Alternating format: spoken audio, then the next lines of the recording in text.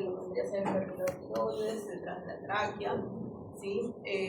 Tiene forma bilobulada, tiene 2 lóbulos, ¿sí? Y tiene un quisto. Y cada glándula tiroides está formada por lo que vendrían a ser los folículos tiroideos, ¿sí? Folículos tiroideos que están compuestos por células que se conocen como tiroidocitos, en cuyo interior se encuentra lo que se llama el coloide.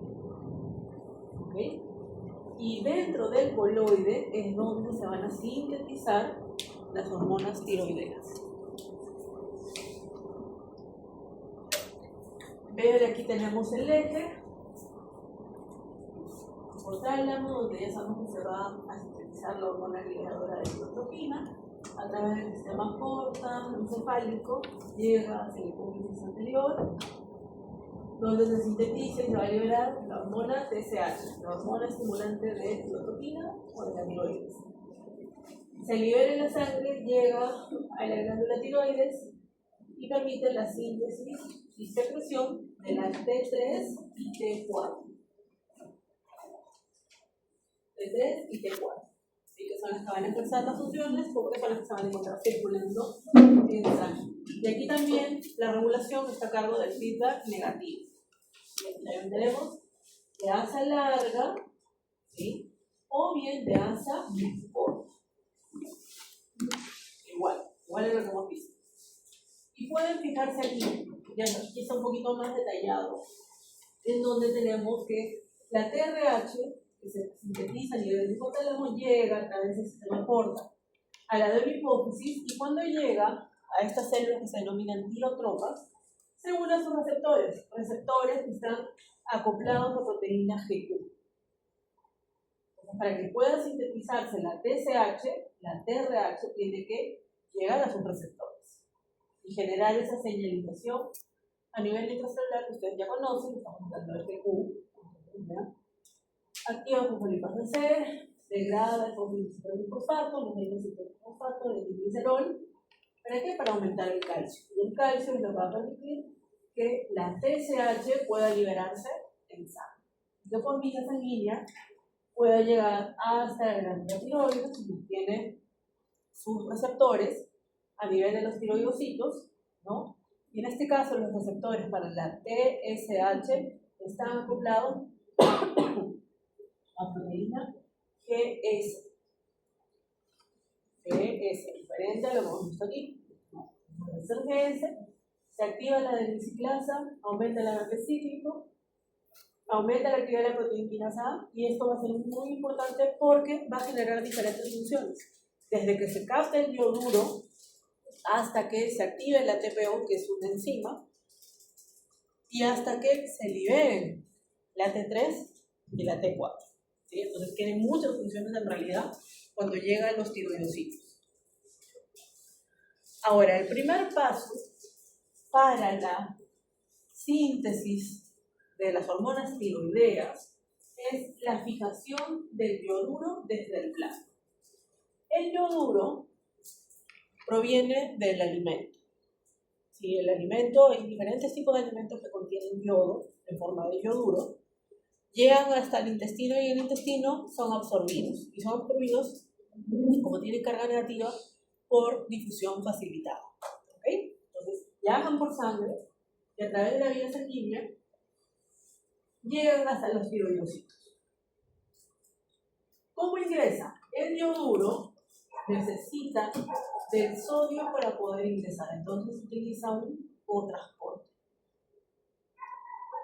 Una vez dentro, el sodio saldrá por medio de la bomba de sodio y potasio, y el yoduro va a pasar, ¿sí?, desde la membrana vasolateral hacia la membrana apical. Y lo hace a través de una proteína que se conoce como pendrina. La pendrina permite que el yoduro llegue hasta el coloide. ¿Sí? Llega hasta el coloide. Entonces, ese es el primer paso que se necesita para formar las hormonas tiroideas. Fijación del yoduro desde el plasma y que puede llegar al coloide. ¿Sí? Hasta ahí.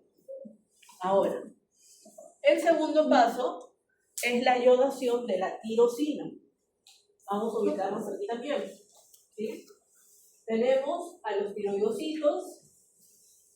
Vean, aquí fue la forma como el yoduro ingresó junto con el sodio, llegó al coloide por medio de la pendrina. ¿Sí? Ahora, el yoduro se va a convertir en yodo orgánico.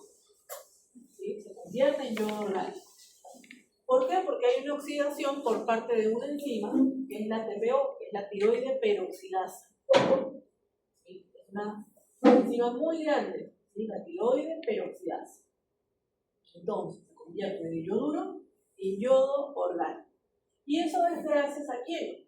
A la TSH, que se unió aquí a los receptores. Lo cual permitió que primero hay una captación por parte del tiroidocito respecto al yoduro, ¿no?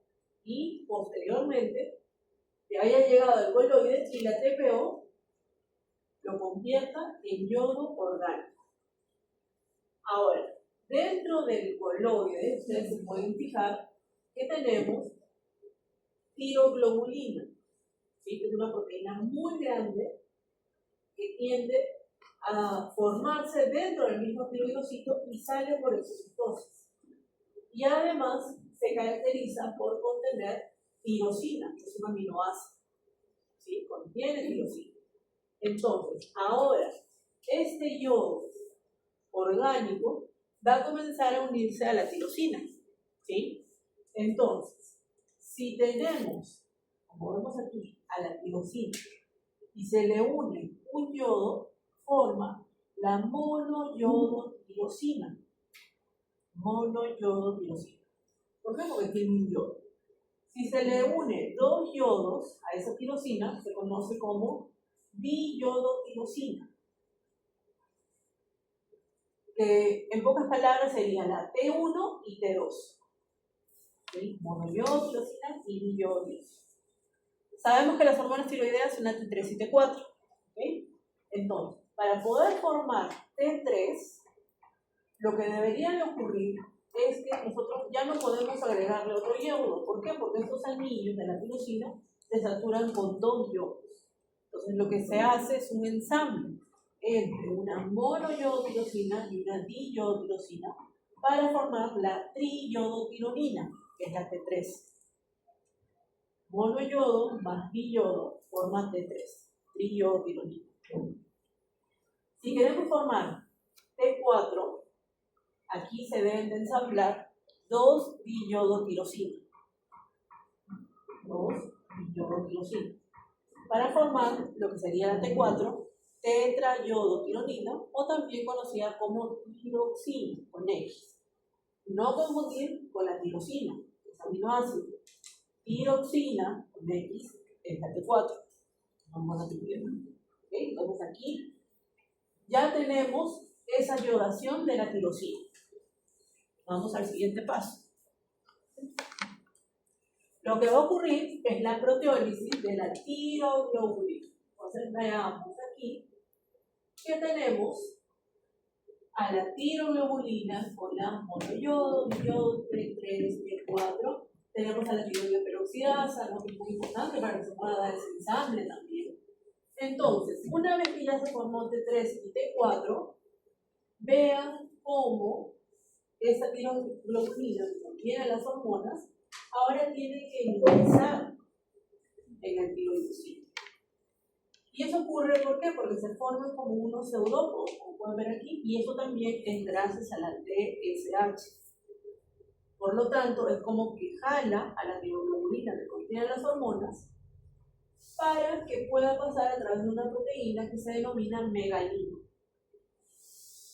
¿Sí? Entonces, por endocitosis, ¿no? Ingresa la tiroglobulina con esas hormonas a través de un endosoma y los lisosomas van a comenzar a degradar a este endosoma para liberar a las hormonas tiroideas. Y vamos a ver que a través de proteasas, la T3 y la T4 sueltan la tiroglobulina y por exocitosis son liberadas hacia el torrente sanguíneo, T3 y T4. ¿Qué ocurre con la monoyodo y diyodo? En este caso, las vemos aquí, y por medio de una enzima, que es la deyodinasa, o iodinasa también tiene ese nombre, o tirosina deyodasa también tiene ese mismo nombre, comienza a degradarse. Y se degrada en tirosina y en yodo, que van a ser nuevamente utilizados para formar hormonas tiroideas. Entonces el yoduro vuelve a pasar, ¿no?, hacia el coloide, la tirosina también va a ir hacia el retículo endoplásmico, en donde va a comenzar a formar tiroglobulina que contiene tirosina y va a madurar. Hay preguntas, chicas, porque me distraen y no es tan fácil explicar eso. Hay pasos y yo me pierdo, porque me distraigo y me pierdo. ¿Tienen alguna duda? ¿No? Ya, entonces, una vez que la tiroglobulina se está formando dentro del retículo endoplásmico, va a madurar en el aparato de Golgi. En el aparato de Golgi, ya madura esa tiroglobulina, se va a almacenar en vesículas y por exocitosis pasa hacia el coloide, ¿sí?, para nuevamente volver a formar a estas hormonas tiroideas. ¿Sí? ¿Queda claro? Sí. En el caso del yodo, lo que va a hacer es va a pasar a través de la membrana. Otra vez como yoduro, porque una vez que la monoyodo y la diyodo son degradadas, quedan yoduro. Es decir, que tiene este signo negativo. Entonces, como yoduro pasa a través de la pendrina y otra vez la TPO, la tiroide peroxidasa, va a hacer que el yoduro se convierta en yodo orgánico, para que pueda unirse otra vez a la tiroide, pero a nivel del cuerpo. ¿Alguna otra pregunta, alguna otra duda? ¿Alguna? Entonces continuamos. Ahora, la T3 y la T4, que ahora se encuentran en sangre, tienen un tiempo de vida medio muy corto. ¿Sí? Esa es una de sus características. Por lo tanto, necesitan de transportadores, que era lo que tú me estabas comentando en el receso. Y para eso tenemos tres tipos de proteínas transportadoras, ¿no? Tenemos la TBG, que es la tiroglobulina, que digamos es la que tiene cierta afinidad, sobre todo para la T4. Tenemos a la transtirretina y tenemos a la albúmina, ¿sí? Que sí tiene cierta afinidad, algo baja, pero igual contribuye a poder transportar. Entonces, vean la forma como estas T3 y T4 se transportan en sangre, unidas a proteínas en un 99.95%, y en forma libre menos del 1%. ¿Sí? ¿Alguien alguna vez le han hecho análisis de hormonas tiroideas? ¿Alguna vez? Nunca. Normalmente nos piden, y pedimos nosotros también en nuestros pacientes, T4 libre, ¿sí?, para poder diagnosticar, por ejemplo, hipotiroidismo. ¿Por qué no pedimos T4 total, que es la que vale el 99.9%? Porque hay muchas patologías que pueden generar que haya una disminución de los transportadores y por tanto hace que disminuya la T4 total. Mientras que si es en forma libre, es mucho más fidedigno el resultado. Entonces, por eso que se pide normalmente T4 libre. Y vean cómo la vida media de la T3 es de un día, de 24 horas. Mientras que la T4, su tiempo de vida medio es de 6 a 7 días. ¿Esto por qué? Porque la T3 tiene menos vida media, porque tiene menor afinidad por las proteínas transportadoras, a diferencia de la T4. También que se pide T4 libre, porque el tiempo de vida medio de la T3 es muy poco, ¿sí? Dura muy poco tiempo en sangre y no tiene afinidad por proteínas, entonces es muy difícil que pueda ser transportado, a diferencia de la T4. Y ojo, quiero que se fijen aquí, cuando tenemos la T3, llega a su célula diana, como les dije, es una amina y esta tiene la característica de que tiene sus receptores también a nivel intracelular, ¿sí? Pero ¿qué pasa con la T4? La T4, vean, en este caso nos está mostrando que está siendo transportada por la TBG y por la tiroglobulina. transportada, tiene más tiempo de vida media, puede recorrer un poco más, ¿no? Y donde llega a su célula diana, ¿no? La T4, se separa de su transportador, ingresa en la célula diana, y en la célula diana se convierte en T3. Se convierte en T3 a través de una enzima que es la deshiodasa. ¿Qué significa esto?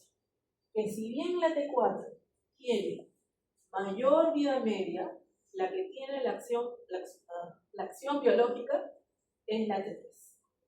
Por eso vemos que dentro de la célula diana, la T4 se convierte en T3, que es la forma activa, la que tiene esa actividad biológica de poder generar una respuesta en las células.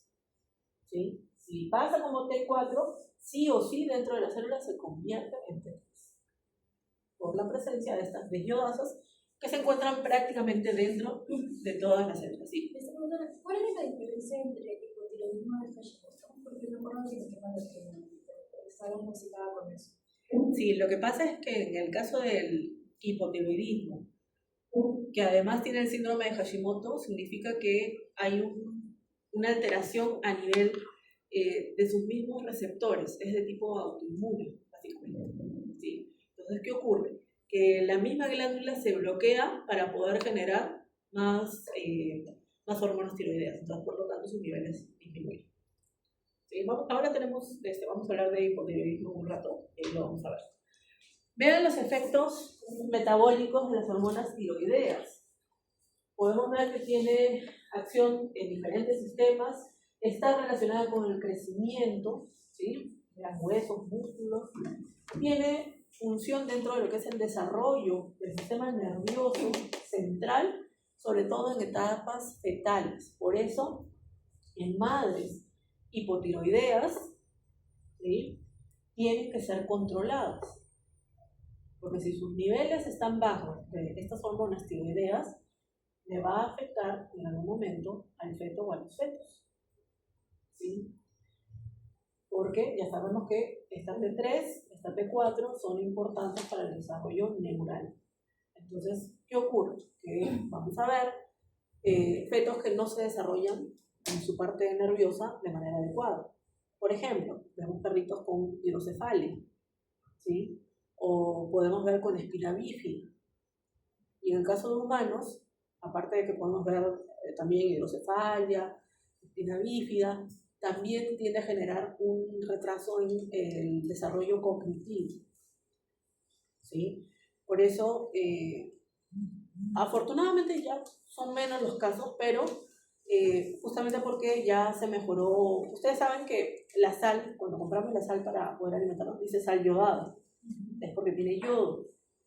¿Sí? ¿Tiene yodo para qué? ¿Por qué la colocaron en la sal? Porque es un ingrediente que se utiliza para preparar todos los alimentos en las especies, en el ser humano, etc.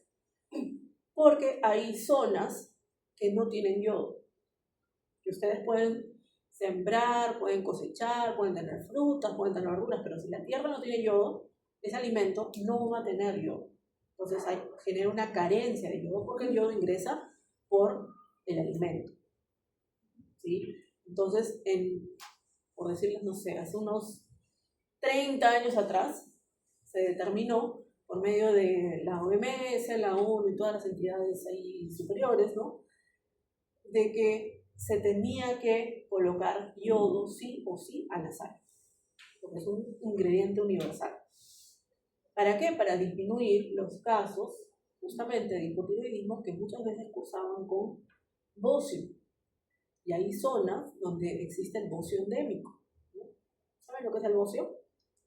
Es el crecimiento de la glándula. Busquen en los buscadores, ya que todos tienen tecnología.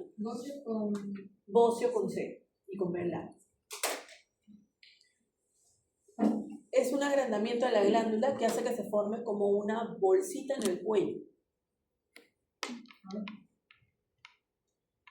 Hasta hace 30 años, cuando yo era muy chiquita, solía ver personas que en la calle podíamos verlas que tenían bocio. Ya en la actualidad no se ve.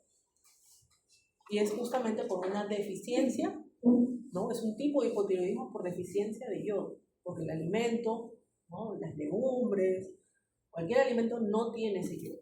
Es necesario en los animales y en las personas. Y en las personas será mucho más notorio, justamente porque en el cuello se forma como una bolsita. Y no les hablo de papada, sino que se forma a este nivel donde tenemos la tiroides. Es como si fuese un buche. Y era muy normal. Y normalmente se veía en personas que tenían, digamos, escasos recursos. Ellos eran los más afectados. Sí. Los carnes se pueden realizar. Lo que pasa es que muchas veces si nosotros les damos los balanceados, famosos, las galletitas, ya tienen cierta dosificación de yodo. Ahora, sí le puedes colocar sal al alimento de los animales si tú lo preparas de manera casera, le puedes colocar cierta cantidad, siempre que sea medido. No pasarte porque si no, sí ahí puedes tener consecuencias. Pero entonces también en estos animales, hay muchos animales que comen comida casera y se les coloca sal yodada también. Ustedes van a ver ahora que llevan nutrición, van a ver la parte de, ¿cómo se llama?, de formulación de raciones. Van a ver que en algún momento tienen que colocar yodo. ¿Ya? Muy bien, entonces, como les digo, ya en la actualidad no se ve porque ya ha cambiado, ¿no? Ya el alimento, la sal, contiene sal que digo, contiene yodo, ¿no? Y había una forma de saber si es que tenía yodo, sobre todo hace muchos años cuando era un poco más difícil de acceder a la información, ¿no? Entonces lo que se hacía era colocarle unas gotas de limón y se coloreaba de color azul, ¿no? Poníamos sal azul y eso significaba que tenía yodo. Muy bien, entonces, de ahí la importancia de que el alimento tenga esa sal yodada. También tiene efectos sobre el sistema cardiovascular, vean. No veo nada, pero aumenta el gasto cardíaco, aumenta la fuerza de contracción, aumenta, suele dar taquicardia, ¿no? ¿Por qué? Porque aquí habíamos dicho respecto a las hormonas tiroideas en algún momento de la clase, que si es que me escucharon, o no sé si solamente graban y después ya me escuchan, ¿no? Pero que habíamos dicho que la adrenalina requiere de la permisividad de las hormonas tiroideas. Entonces, nosotros ya sabemos los efectos que tiene la adrenalina, pero con las hormonas tiroideas esto aumenta. Por eso que en pacientes hipertiroideos, donde tienen una hipersecreción de la T3 y la T4, entonces vemos que suelen tener taquicardia, suelen tener una tasa metabólica mucho más elevada, ¿no? Suelen ser más hiperactivos, ¿no? Que a veces en los animales no se nota tanto, a no ser que sean gatos, porque es la especie donde nosotros vemos más hipertiroidismo, pero en las personas sí se puede ver mucho más, ¿no? Normalmente son personas muy hiperactivas. Ahora, también tiene que ver mucho con el metabolismo. Aumenta el número de mitocondrias, por lo tanto genera más energía, tiende a generar más calor también, aumenta las bombas de sodio y potasio, aumenta el consumo de oxígeno, aumenta la lipólisis, ¿no? Aumenta la formación de glucosa, ¿no? Son funciones metabólicas que están a cargo de estas hormonas tiroideas. Por eso les dije que las hormonas tiroideas tienen receptores en prácticamente todas las células del organismo animal y en el organismo. Tienen más funciones que pueden generar de acuerdo a lo que hemos visto aquí. En cuanto a la tasa metabólica basal, se refiere a la cantidad mínima de energía que se necesita, ¿no?, generar para poder realizar las funciones mientras el individuo se encuentra en reposo, incluido respirar, incluido estar sentado, ¿no? Entonces se genera una tasa metabólica normal que va a variar en caso de que estas hormonas tiroideas estén disminuidas, como en el caso del hipotiroidismo, donde su tasa metabólica cae. Por lo tanto, suelen ser individuos, animales que son más como aletargados, como que están más cansados. También son más propensos a sentir frío. ¿Sí? ¿Por qué? Porque las hormonas tiroideas están relacionadas también con la termogénesis. Vamos a hablar de eso un ratito. A diferencia de pacientes hipertiroideos, que tienen efectos contrarios. mayor tasa metabólica, más sensibles al calor, más activos, más hiperactivos, ¿sí? Entonces, ahí hay una diferencia en el cambio en la tasa metabólica, dependiendo de los niveles que tengan estas hormonas. Y aquí tenemos justamente el efecto termogénico, que está relacionado con estas hormonas tiroideas, y quiero que recuerden, lo he colocado aquí porque a veces pregunto y no se acuerdan, o no sé si no lo ven en algún curso, pero sí es importante tener en cuenta de que existe una grasa parda y una grasa blanca. La grasa parda, que la tienen normalmente en edades muy tempranas, es decir, en niños, en terneros, en cachorros, vamos a ver mayor proporción de grasa parda. A medida que nos hacemos adultos, o que los animales se hacen adultos, la grasa parda comienza a disminuir. Se encuentran en ciertos sitios como el esternón, un poco en las costillas, ahí un poquito. ¿Qué hace esta grasa parda? Quema calorías para generar calor. Es decir, produce calor, sin necesidad de que el individuo tenga que tiritar o temblar. ¿Sí? Y luego tenemos la grasa blanca, que es la que almacena energía y que normalmente es la que se nos acumula en todo el cuerpo. ¿Sí? Ahora, esto ocurre a nivel de la grasa parda. ¿Sí? Entonces, ¿cómo es que las células, ¿no?, estos adipocitos de la grasa parda, generan calor? ¿No? Entonces, vamos a recordar que si hablamos de adipocitos, estamos hablando de estimulación por parte del simpático, que libera adrenalina, ¿sí?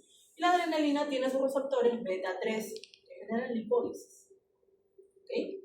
Entonces, lo que ocurre normalmente es que la adrenalina, cuando se libera y se une a sus receptores beta 3, que están acoplados a proteína GS, por lo tanto, aumenta el AMP cíclico, activa la proteína quinasada, y lo que vamos a ver es que tiende a generar en las mitocondrias, ¿no?, producción de ATP.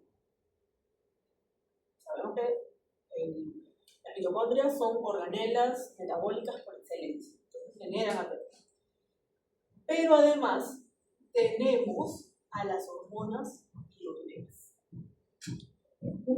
Sabemos que el estímulo para que se sintetice T3 y T4 es la presencia de la TSH. Pregunto, ¿cuál es el estímulo para que la TSH se libere? La TRH, ¿sí? Principalmente la TRH, pero también el frío. El frío es otro estímulo para que se libere la TSH. Llega hasta la tiroides, sintetiza y libera T3 y T4, llegan hasta los adipocitos de la grasa parda. Una vez que ingresan, acuérdense que tienen sus receptores a nivel intracelular, si es T4, a través de una desiodasa de tipo 2, se convierte en T3. Y la T3 es la que llega, como ven aquí, al núcleo, donde se une a su receptor retinoide, ¿sí?, el receptor retinoide X. Y lo que hace es potenciar la acción de la adrenalina. ¿En qué sentido? En que tiende a estimular la actividad de las UCP1, las proteínas desacopladoras 1, que se conocen también como termogenina. ¿Qué hacen las UCP1? Lo que van a hacer a nivel de las mitocondrias es que los electrones, sobre todo en este caso hidrogeniones que se están formando, comiencen a almacenarse a nivel de lo que sería la matriz. Y al generar esto, lo que hace es que disminuye el ATP, es decir, inhibe el ATP sintasa, disminuye el ATP, y por ende, en vez de producir energía, produce calor. ¿Sí? Es de esa manera como produce calor sin necesidad de tiritar. Puedo repetirles, esto ocurre en la grasa parda. ¿Sí? No en los adipocitos, que es lo que mayoritariamente nosotros conocemos, que es la parte de la grasa blanca, sino también a nivel de la grasa parda. Entonces, esa es la manera como produce calor, por activación de las UCP1, de las proteínas desacopladoras. ¿Sí?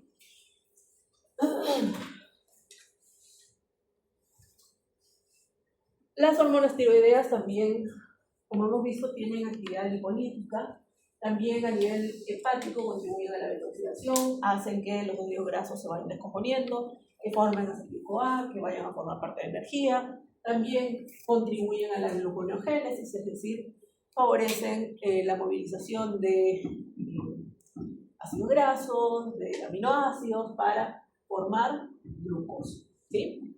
Eso es lo que me dice. Vean a nivel del corazón, a nivel del músculo cardíaco, como tenemos a la T3 y T4. Si es T4, ustedes ya saben que a través de la antiiodanza se convierte en T3. Y la T3, cuando se une a sus receptores, puede tener efectos no genómicos y efectos genómicos. Si son no genómicos, normalmente sus receptores se encuentran a nivel de organelas como las mitocondrias. ¿Cuál es el efecto que genera en estas células musculares cardíacas? Por ejemplo, que haya mayor expresión de bombas de sodio y potasio, o que haya mayor cantidad de receptores beta, por decirlo, para la adrenalina, ¿no? Son de tipo no genómico. Y luego tenemos que si la T3 llegas al núcleo de tus receptores retinoides, ¿sí? Retinoide X, vamos a ver efectos genómicos porque van a afectar a la cadena de ADN. ¿Qué efectos podemos ver? Que haya mayor liberación, por ejemplo, de calcio por parte del retículo subcutáneo. Entonces, por lo tanto, vamos a tener mayor actividad de los filamentos de miosina y metionina. Entonces, vamos a tener contracciones mucho más fuertes y más rápidas. Entonces, es por eso que se dice que potencia la acción cronotrópica e inotrópica de la adrenalina. ¿Sí? Las hormonas tiroideas. Vean aquí en el caso del hipotiroidismo, en la medicina veterinaria se presenta mucho en perros, en donde se ven ciertos signos, ¿no? Como por ejemplo la famosa cola de rata, se pueden ver ciertas zonas alopécicas y además se ve un oscurecimiento de la piel, ¿no? Hay una proliferación de queratinocitos, ¿no? Que le da esa apariencia más oscura, ¿sí? Hay zonas que son como pintadas más oscuras, ¿no? Y además podemos ver otros signos como un aumento de peso que no se entiende, es decir, el animal está comiendo su misma ración o incluso ingiere menos alimento y tiende a aumentar de peso. Letargia, debilidad, porque disminuye esa tasa metabólica, como ya hemos visto. Cambios en la piel y el pelaje, ya lo vemos ahí. Intolerancia al frío, ¿por qué? Porque ya no puede producir calor porque sus niveles de T3 y de T4 están bajos. Inapetencia, puede ocurrir que tenga inapetencia. Cambios del comportamiento, de alteraciones neurológicas también, porque acuérdense que la disminución de estas hormonas, de alguna manera, si bien en edades tempranas, ¿no?, puede afectar al feto si es que la madre no está medicada, en etapas adultas también puede afectar. Entonces, por eso se debe dar una medicación. Aunque, si se diagnostica en etapas adultas, el problema es más metabólico que neurológico. Eso sí debemos de decir, ¿no? Y tenemos aquí una clasificación del hipotiroidismo. En la medicina veterinaria lo clasificamos en hipotiroidismo primario, secundario, terciario, que no está aquí, y el subclínico, ¿sí? Hipotiroidismo. El hipotiroidismo primario, el problema está a nivel de la glándula tiroides. Pueden ser diversos factores.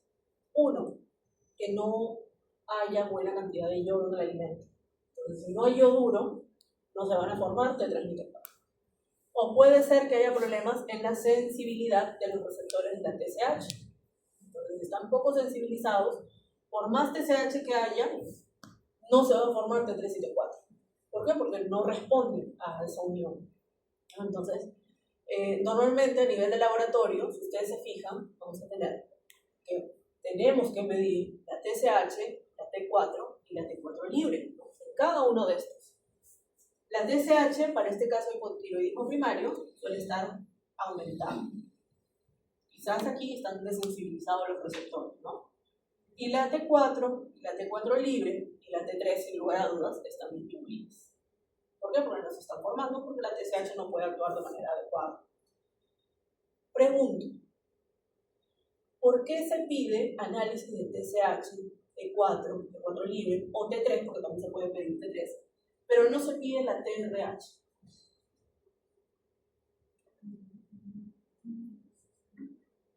¿Cuál sería la respuesta? ¿Qué se les ocurre? Ya hemos venido hablando de esta clase.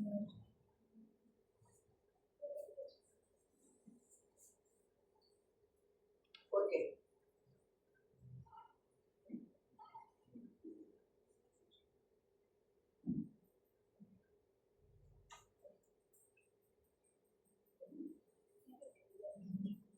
¿Por qué cuando queremos diagnosticar hipotiroidismo o hipertiroidismo también puede ser?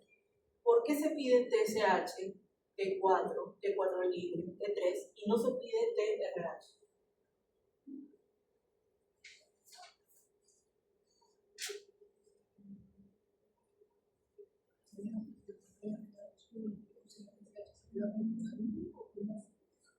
¿Por qué? ¿Qué piensan? Muevan un poco las neuronas.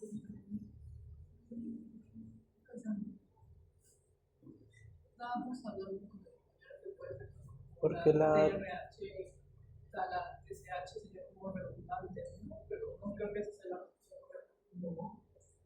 respuesta.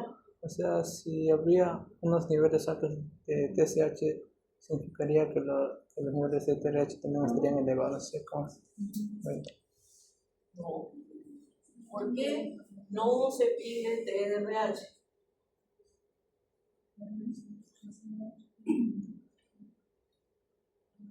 A ver, si pedimos una muestra para determinar estas hormonas, ¿qué muestra van a retirar ustedes? Van a sacar ustedes. Sangre, orina, heces, sangre. Sí. Estas hormonas las encontramos en la circulación periférica, pero la TRH, acuérdense que solamente circula en ese sistema porto. Ustedes no introducen una aguja hasta ahí para poder sacar esa muestra. Entonces, por eso que no pedimos TRH porque es por gusto, porque no la vamos a encontrar.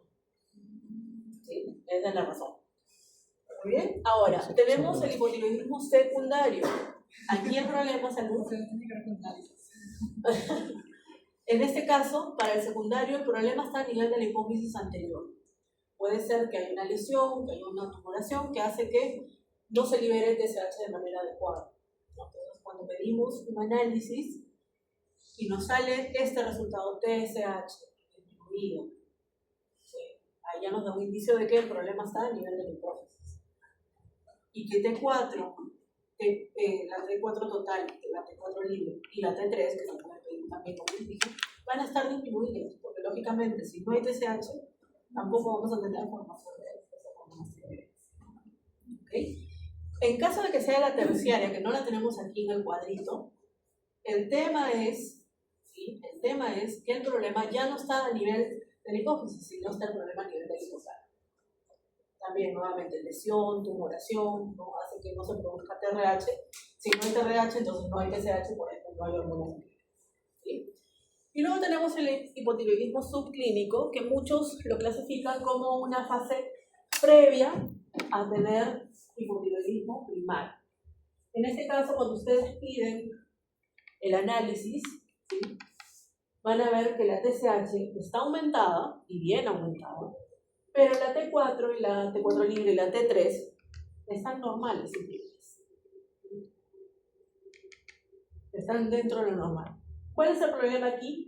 Que la glándula ya está comenzando a fallar. ¿Sí? Está comenzando a fallar. Entonces esas señales erróneas comienzan a llegar hacia la hipófisis anterior. Entonces, tratando de responder a esas señales falsas, comienza a liberar gran cantidad de TSH. ¿Sí? Y también puede hacer caso, ustedes está aumentada, bien aumentada la TSH, pero ustedes dirán, ¿por qué no está aumentada la T4, la T3, la T4 libre? Y es porque quizás también, como está fallando la glándula, haya una desensibilización de los receptores. Entonces, muchos lo consideran como un paso antes de tener un hipotiroidismo primario. ¿Ok? Entonces, eso para tener en cuenta. Y en el paciente puede verse con signos o no, ¿no? Puede estar aumentado de peso, pueden tener cierta letargia, ¿no? Entonces hay problemas de piel que hemos probado varios puntos, pero ya decimos, no, esto a lo mejor es más de tipo endocrino, más hormonal. Entonces pedimos el análisis de sangre de estas hormonas y nos da este resultado. ¿Ok? Entonces, esto para tenerlo en cuenta, tengan ahí muy en cuenta, ya por eso les digo, ojo, ojito, ojote, para el examen. Hipertiroidismo. El hipertiroidismo serían los niveles elevados de la T3 y la T4. Normalmente en la medicina veterinaria lo vemos en gatos. ¿Sí? Es donde suele presentarse. Los niveles de, normalmente, TSH están aumentados, los niveles de T3, T4 total y T4 libre también están aumentados. Entonces ya saben que su tasa metabólica es mucho más rápida, ¿sí? Está mucho más acelerada y comenzamos a ver otra serie de signos. Y en los gatos vemos problemas de piel, pero que están más relacionados con el pelo, con el pelaje. Suele verse como hirsuto, como si estuviese sucio, ¿no? Como sucio, como opaco, ¿no? Como despeinado incluso. ¿Y puede haber alopecia? Sí, puede haber alopecia también. Realmente que es un poco más raro, pero puede haber, ¿no? Hay aumento del apetito, justamente por ese metabolismo muy acelerado, entonces requiere mayor aporte de alimentos para tener más energía. Pérdida de peso inexplicable, porque a pesar de que consume gran cantidad de alimentos, tiende a perder peso, tienen hiperactividad, muestran un nerviosismo, pero que a veces es insoportable, que uno no puede ni controlar, ¿no? Puede aparecer polidipsia, ¿no? Eso también tiende a generar. ¿Por qué? Porque acuérdense que también los niveles elevados de T3 y T4 van a hacer que haya mayor cantidad de glucosa. Entonces, también contribuye a que pueda haber polidipsia. Cambios cardíacos, mayor estimulación para la adrenalina. Entonces, gatos con taquicardia, ¿no? Con frecuencias cardíacas muy elevadas, ¿no? Muy agitados, es normal, arritmias incluso. Cambios en el pelaje y la piel, como les mostré aquí en algunas imágenes, donde se puede ver ese pelaje tipo hirsuto. Ahora, algo importante, el tratamiento, algo que nosotros no vemos aquí, pero para que tengan conocimiento. Si hablamos de hipotiroidismo, el tratamiento incluye algo que se llama levotiroxina, que normalmente suele ser de por vida, y tiene que ser ingerido de por vida, que es la famosa Eutirox o simplemente T4. ¿Okay? Ahora, hay algunos casos en que se ve que el problema es el yodo, entonces aquí es aumentar el yodo en la alimentación, ¿sí? Y en el caso del hipertiroidismo, suele darse un fármaco que les he notado acá, que es el metimazol, que lo que hace es inhibir a la TPO, a la tiroide peroxidasa.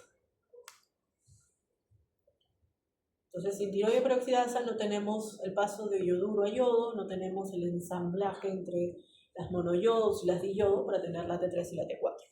Entonces, disminuye la actividad de la TPO. Hay otros que recomiendan la extirpación de la glándula. Esto suele hacerse más en humanos que en la medicina veterinaria, la verdad, pero es parte del tratamiento también. Y se puede dar también yodo radioactivo. Particularmente nunca lo he empleado, ni conozco a nadie que lo haya empleado, pero la literatura habla, ¿no?, de que se puede administrar yodo radioactivo. ¿Okay? Entonces eso tiende a anular a la TPO también. ¿Okay? Muy bien, eso es en cuanto a las glándulas tiroides. Seguimos. Hasta la 1:40 tenemos clases, ¿no? Hay tiempo todavía. Vamos a pasar a otras hormonas que también se sintetizan, ¿sí? Se sintetizan en las glándulas tiroides, pero no en el folículo tiroideo, como ocurre con la T3 y la T4. En este caso, hablamos de la célula C. Aquí tenemos tenemos un folículo tiroideo. Las células se encuentran en la periferia de estos folículos. Por eso también se conocen como células parafoliculares. ¿Sí? Parafoliculares. Y liberan una hormona que es la calcitonina. La calcitonina necesita un estímulo. ¿Cuál es ese estímulo? Los niveles elevados de calcio. ¿Sí? Cuando los niveles en sangre en calcio son elevados, se libera la calcitonina, que va a ejercer sus acciones en ciertos órganos, como por ejemplo a nivel de los huesos y a nivel renal. ¿Sí? Vamos a ver. Ahora, tenemos otras glándulas que son las paratiroides. También se encuentran en las glándulas tiroides, pero son básicamente 4 glándulas, 2 en cada lóbulo tiroideo, ¿no? Que liberan la paratormona, PTH, que también tiene que ver con el calcio, ¿no? La paratormona tiene un estímulo, y ese estímulo son los niveles bajos de calcio, diferente a la calcitonina. En el caso de la calcitonina, eran los niveles elevados de calcio. Entonces, estas dos hormonas tienen que ver con la calcemia, es lo que vamos a ver hasta que terminamos la clase de hoy, ¿sí? Entonces, para tenerlo en cuenta. Son muy importantes estas dos hormonas y ¿cómo regreso, verdad? Cuando hablamos de la calcemia no podemos dejar de hablar de la vitamina D, la vitamina D3 activa, que se forma, ¿no?, de manera mayoritaria a través de la radiación ultravioleta. Lo tenemos aquí, sigan esta esquema. En el organismo, a nivel de la piel, tenemos un compuesto que deriva del colesterol, que es el 7-dehidrocolesterol. Gracias a los rayos ultravioletas a través de la piel, se convierte en colecalciferol. El calciferol, o el colecalciferol, va a estar circulando en la sangre, llega al hígado, y a través de una enzima, que es la 25-hidroxilasa, se convierte en 25-dihidroxicolecalciferol. Sigue circulando en sangre y llega hasta el nivel renal.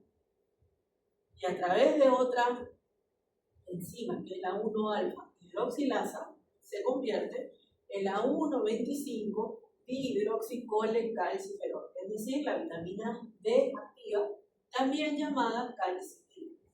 ¿Sí? Entonces, cuando hablamos de la calcemia,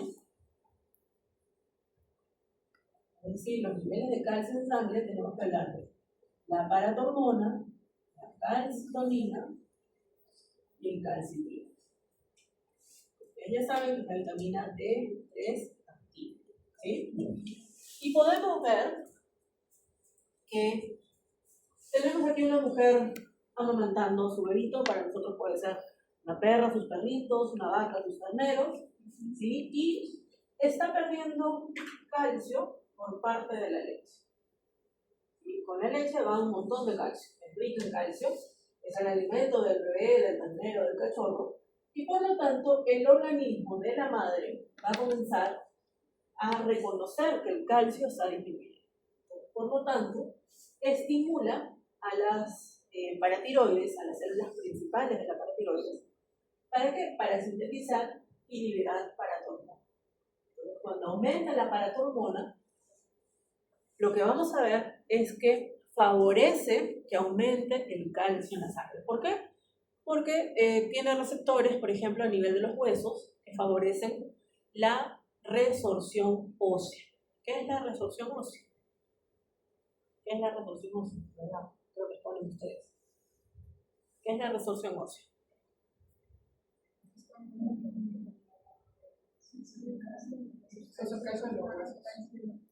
Es como sacar calcio de los huesos, es una desmineralización del hueso. ¿Sí? Hay una liberación de calcio a nivel de la sangre que hace que comienza a aumentar, lógicamente, en sangre y que pueda distribuirse a diferentes órganos para poder actuar como segundo mensajero que lo hemos visto, ¿no? Todo el ciclo prácticamente. ¿Sí? Entonces, de esa manera, trata de responderlo. ¿Sí? Por medio de la resorción ósea. También tiene receptores a nivel renal, donde una de sus funciones, y lo hemos visto cuando vimos la absorción a nivel renal en la porción tubular, que la paratormona era necesaria para que pueda reabsorberse calcio. ¿Sí? Entonces, también favorece la absorción de calcio. Y además también favorece la activación del calcitriol. También es importante. Si bien nosotros sabemos que va a ocurrir todo esto, necesitamos también de la paratormona, hacer que madure mucho más rápido. ¿Para qué? Para poder favorecer que él pueda ser absorbido y reabsorbido el calcio. ¿Sí? Entonces, esas son las funciones que tiene. Pero cuando los niveles de calcio en sangre son elevados, entonces ahí vamos a ver de que lo que se va a estimular van a ser las células parafoliculares para liberar calcitonina. Y la calcitonina lo que hace es, básicamente, impedir que el calcio pueda reabsorberse a nivel renal. Entonces el calcio se pierde con la orina. Los niveles de calcio comienzan a disminuir en sangre. La calcemia comienza a bajar hasta llegar a sus valores normales.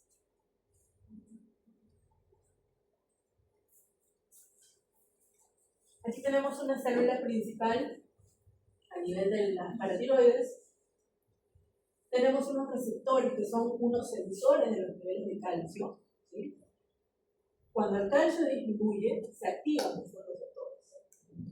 Y por lo tanto, envían la información hasta el núcleo, la cadena génica. Acuérdense que todo esto está circulado genéticamente, lo cual son genes que van a desarrollar a esta hormona paratormona. Entonces, comienza a formar a nivel de la cadena génica RNA mensajero para formar paratormona. Este RNA mensajero se va a juntar con los ribosomas. Y mediante los ribosomas, a formar preproparatormona, que va a ser internalizada en el retículo endoplástico rugoso y va a formar proparatormona. Cuando formó proparatormona, va a continuar su viaje, pero esta vez va a ingresar en el aparato de Golgi, en donde va a madurar aparatormona activa, que es lo que nosotros conocemos, la función propia de la hormona. Se va a empaquetar en vesículas que no lo vemos aquí, pero se va a liberar por exocitosis esa aparatormona para poder llegar a sus receptores. ¿Sí? Entonces, esta es la forma como se sintetiza la aparatormona.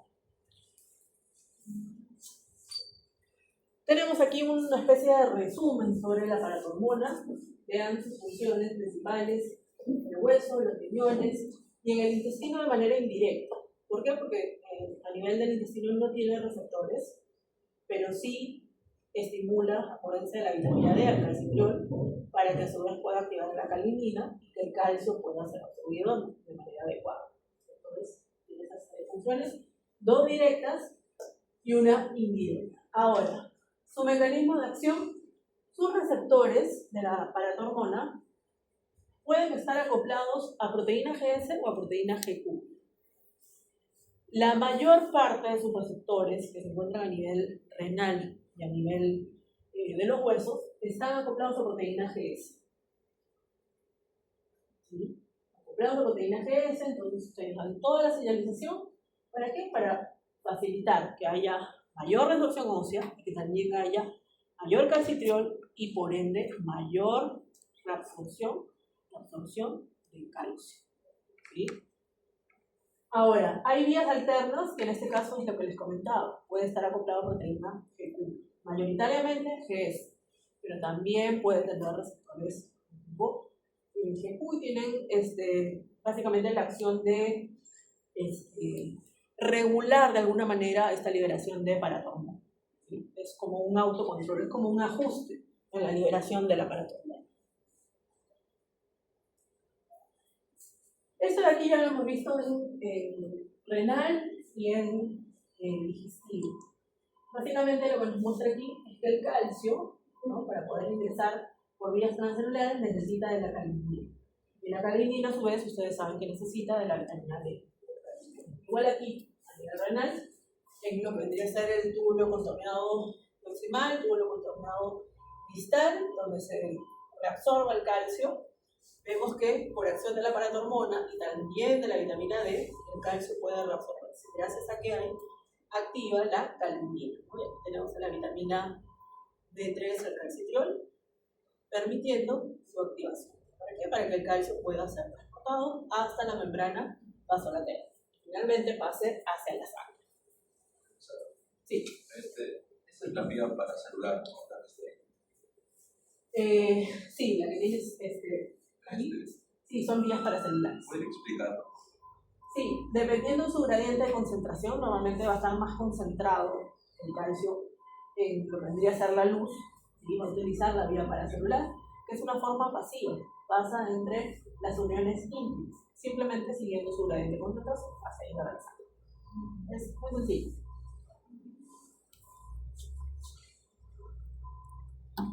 Y tenemos dos esquemas, control de la hipercalcemia y control de la hipocalcemia. Si el paciente presenta hipercalcemia, entonces quiere decir que sus niveles de calcio están elevados, entonces lo que va a buscar es que disminuyan. Por lo tanto, las que se van a activar son las células parafoliculares o células C. Por lo tanto, aumenta la calcitonina, por lo tanto, a nivel de los huesos, disminuye la resorción ósea. ¿Sí? ¿Qué ocurre con la paratiroides? Se inhibe porque los niveles son elevados, disminuye la paratormona, por lo tanto también hay menor producción de calcitriol, por lo tanto a nivel del intestino disminuye la producción de calcio porque no se activa la calinina, y a nivel renal también vemos que hay menos reabsorción en este caso, de calcio. Entonces, por lo tanto, el calcio comienza a disminuir. ¿Para qué? Para que regrese a sus valores normales. Si hay hipocalcemia, sabemos que a nivel de las células principales de la paratiroides tenemos receptores sensibles a esa disminución de calcio. Entonces comienza a aumentar la secreción de paratormona, ustedes ya saben cómo se sintetiza, hemos visto todo ese proceso. Y aquí es donde comienza a ejercer su acción, ¿no? A nivel del hueso, aumenta la resorción para tener mayor disponibilidad de calcio. A nivel de lo que vendría a ser la vitamina D, hace que aumente su formación de calcitriol. ¿Para qué? Para que a nivel intestinal haya mayor absorción de calcio por activación de la calinina. Y a nivel renal, aumenta la reabsorción cálcica. Por lo tanto, aumenta sus niveles de calcio plasmático para que logre nivelarse nuevamente. Cuando se nivela, deja de haber activación por parte de las células principales de la paratiroides. ¿Sí? Muy bien. ¿Hay alguna pregunta hasta aquí? ¿Ninguna? Bueno, antes de que se vayan, voy a tomarles una pruebita para ver cómo están. El tema que hemos visto hoy día. A ver qué tan atentos han estado.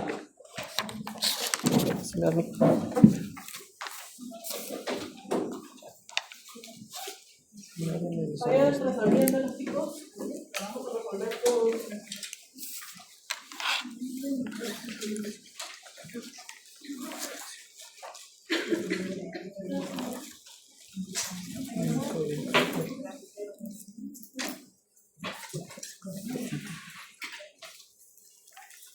Esto dura 5 minutos.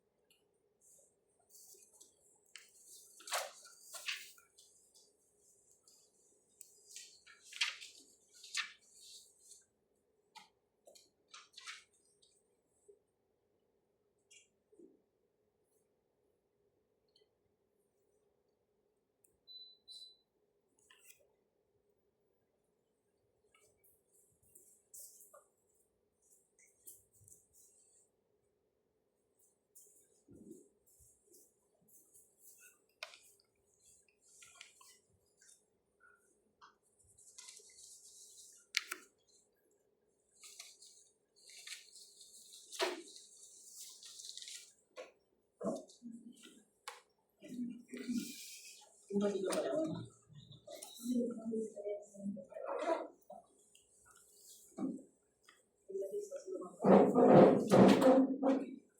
No me lo tienen que entregar. Ustedes lo van a corregir mientras vamos viendo.